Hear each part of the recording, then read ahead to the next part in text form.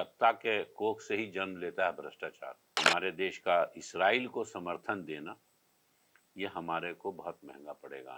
हमको लगता है हम आर्थिक संकट के उस कगार पे पहुंचे हैं जहां हमारी नाव किसी भी समय डूब सकती है। भारतीय जनता पार्टी के नेता को जनता से डरते हुए नहीं देखा है। हमारे यहाँ का चॉकलेट विदेश में नहीं जाता है, कम से कम मेलोडी चॉकलेट की पब्लिसिटी हो गई ना। भारत की वित्त मंत्री को वित्त के बारे में कोई जानकारी नहीं। मनमोहन सिंह ने आर्थिक रूप से भारत को बहुत आगे बढ़ा दिया। आर्थिक गुलामी से जो शुरुआत होती वो देश गुलाम हो जाता है। हम प्रजातंत्र का एक दिखावा कर रहे हैं, इससे ज्यादा और कुछ नहीं हो रहा। नमस्कार, आदाब, सत श्री अकाल। मैं हूं मनोज नारायण सिंह और आप देख रहे हैं मंथन टुडे। अपना बिहार ही नहीं बल्कि पूरा देश महंगाई और आर्थिक तंगी से गुजर रहा है और इस पर हम लोग आज चर्चा करेंगे। चर्चा करने के लिए हम लोग के साथ में है पॉलिटिकल एक्सपर्ट अशफाक रहमान जी। आपका बहुत बहुत स्वागत है। और हमारी सहयोगी हैं अजरा और उजमा। अशफाक जी, सबसे पहला सवाल कि जो महंगाई है या फिर जो आर्थिक तंगी से लोग गुजर रहे हैं, इसका मूल कारण क्या है? क्या भ्रष्टाचार है? देखिए, भ्रष्टाचार को आप कारण क्या मानिएगा, चूंकि सत्ता के कोख से ही जन्म लेता है भ्रष्टाचार। तो एक कारण तो वो है, लेकिन अभी जो अरब में वार चला है, मतलब वो ट्रम्प के दिमाग खराब में और ईरान से लड़ाई मोल लेना, ये भी एक बहुत बड़ा कारण है।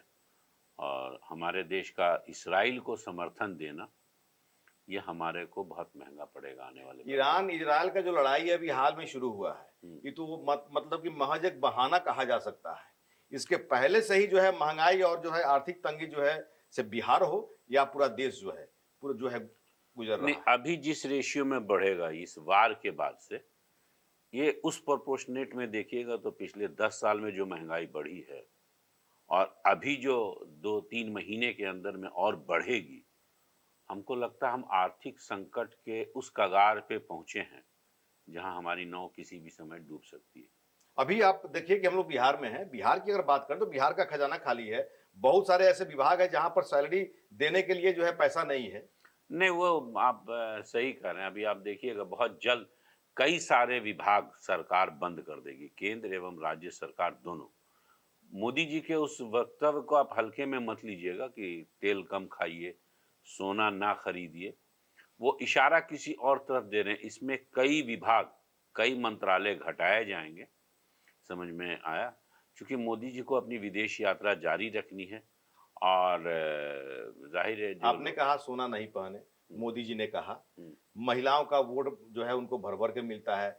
जीविका की बात करते हैं, महिलाओं के सशक्तिकरण की बात करते हैं और सोना अगर महिला नहीं पहनेगी तो ये वोट बैंक उनका नहीं बिगड़ेगा। देखिए, हम जो देख रहे हैं 2014 के बाद से अभी तक किसी भी भारतीय जनता पार्टी के नेता को जनता से डरते हुए नहीं देखा है। उनको शायद ये विश्वास है कि ये लोग हमारे वोटर नहीं हैं। समझ में आया? इसको बस इतने ही तक में हम आपने कहा कि उन्होंने कहा कि पेट्रोल सोना नहीं खरीदते, लेकिन अब हमारे यहाँ का चॉकलेट विदेश में नहीं जाता है। कम से कम मेलोडी चॉकलेट की पब्लिसिटी हो गई ना कि भारत में एक चॉकलेट बनता है मेलोडी, मेलोडी जी को दे दिए। कम से कम आप यही मानिए, हो सकता है कल हम खरबों रुपए का मेलोडी चॉकलेट ही एक्सपोर्ट करने लग जाए विदेश में। हो सकता है इसकी डिमांड बढ़ जाए, यही प्रचार कर लें। सारा तो अभी अपने देश का जो इकोनॉमी है अडानी और अंबानी के पास जो है सेंट्रलाइज हो रहा है। आपका क्या ख्याल है?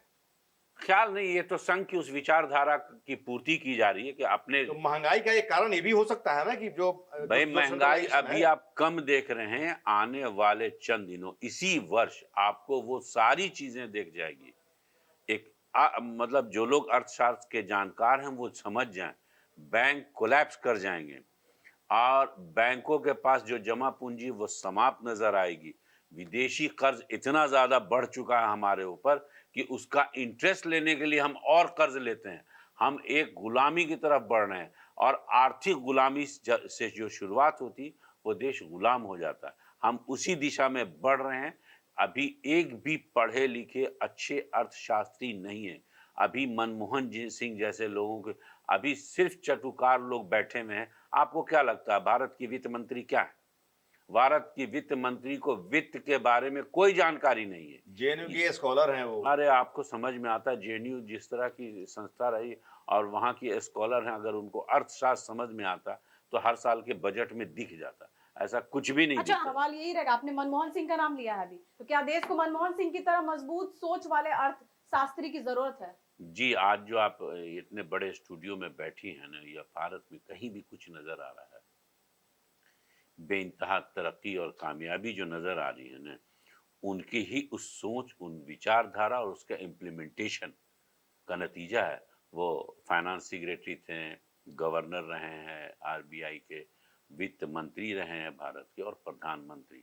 ये वो चीज़ थी जिसने इनकी बातों को माना सरकार ने, और आज उसके बाद से भारत में पैसे, जिसको आज ये बेच पा रहे हैं, जिसको बेच पा रहे हैं, ये उनकी विचारधारा थी।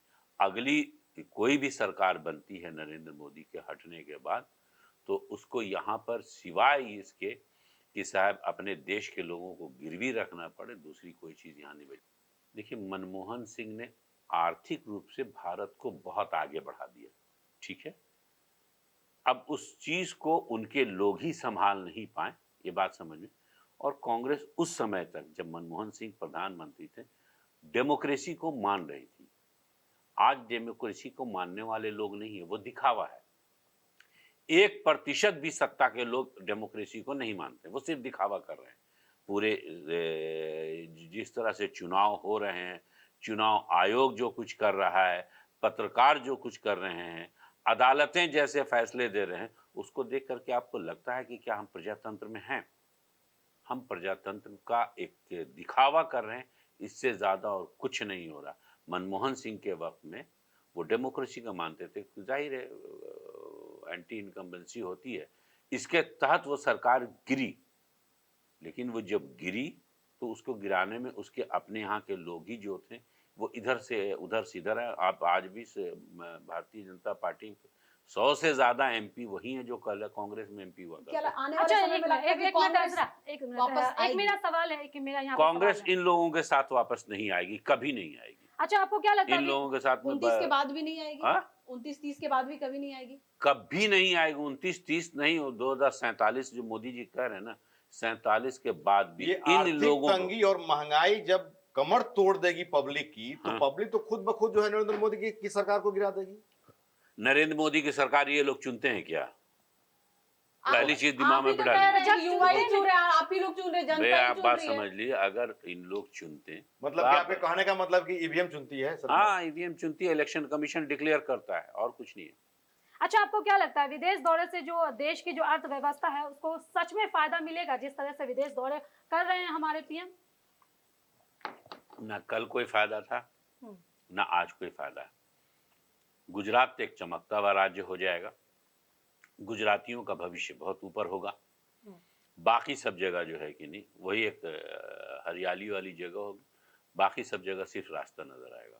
तो जिस तरह से डिक्टेटरशिप इंदिरा गांधी की चली थी, उसके बाद में जो है जो आंदोलन की शुरुआत हुई थी, जनता पार्टी जो बनी थी, वो समय आएगा इसमें आर्थिक तंगी और महंगाई के कारण जनता जो है रिवॉल्यूशन में आ जाएगी। नहीं, मेरे ख्याल से ऐसी कोई क्रांति नहीं होने जा रही है अभी भारत में। हाँ, ये जिस तरफ ठेला जा रहा है, जिस तरह लोगों को दबाया जा रहा है, बुलडोजर राज चल रहा है, बेरोजगारी बढ़ रही है, तो अभी युवा भी बना क्या रहे हैं, तो कॉकरोच जनता पार्टी बना रहे हैं। आप इसको थोड़ा समझिए। अगर वो जनता इतनी होशमंद होती तो रोड पे उतरती। अच्छा, एक सवाल यहाँ पे ये भी रहेगा कि आपने ये कहा कि जैसे युवा जो बेरोजगार हैं उसको लेकर के आपने कहा, लेकिन बात यहाँ पे ये है कि आज के जमाने में 100% हम कहेंगे कि युवा जो है वो सोशल मीडिया पे ही एक्टिव रहते हैं, तो इस तरह का मुहिम सोशल मीडिया पे चलाने से ही तो फायदा होगा ना। उसके बाद रोड पे भी उतरना होगा, वोट देने के लिए एक जाने कनेक्टिविटी बनाने की यहाँ पे कोशिश की अरे जा भाई, रही है। आपको जब ऐसा समय आ जाएगा, सरकार को लगने लगेगा, अभी की जो मौजूदा सरकार है वो बहुत समय, वो पूरा का पूरा समय अपने आप में डालती है इलेक्शन पे। उससे पहले वो सारा, अभी आप सोचिए ना, हर जगह SIR हो रहा है। SIR की प्रक्रिया कभी भी 1 महीने में पूरी की जा सकती है? 60 लाख, 70 लाख, 80 लाख, 1-1 करोड़ लोग नाम काट दिए जा रहे हैं। क्या 1 महीने में ये संभव है कि आप किसी की नागरिकता को भंग कर दीजिए? तो तो जो कुछ किया जा रहा है वो उनका दिमाग है, वो चला रहे हैं। समझ में आया? उनके दिमाग में चल रहा है कि साहब हम इनको कैसे तोड़ेंगे। ये तोड़ने के लिए आपको एकजुहती और कुर्बानी देनी पड़ेगी। कुर्बानी देने को जिस दिन देश की जनता तैयार हो जाएगी, कोई भी क्रांति हो अच्छा, जाएगी। भारत के अंतर्राष्ट्रीय कूटनीति को आप कैसे देखते हैं? नील बटा सन्नाटा एक चला करता है ना, भारत किसी कूटनीति का ये नहीं है। भारत आर्थिक गुलामी के साथ साथ मानसिक गुलामी की ओर बढ़ चुका है और हम कहीं ना कहीं उन विदेशी ताकतों के अधीन चल रहे हैं जिसका निर्णय भारत के बाहर किया जाए, उनके दिशा निर्देश में हम चल रहे हैं। बहुत बहुत शुक्रिया अशफाक जी आपका। ऐसे ही खबर देखने के लिए देखते रहिए मंथन टुडे। हमारे चैनल को लाइक करिए, सब्सक्राइब करिए और अधिक से अधिक लोगों तक शेयर करिए। बहुत बहुत शुक्रिया।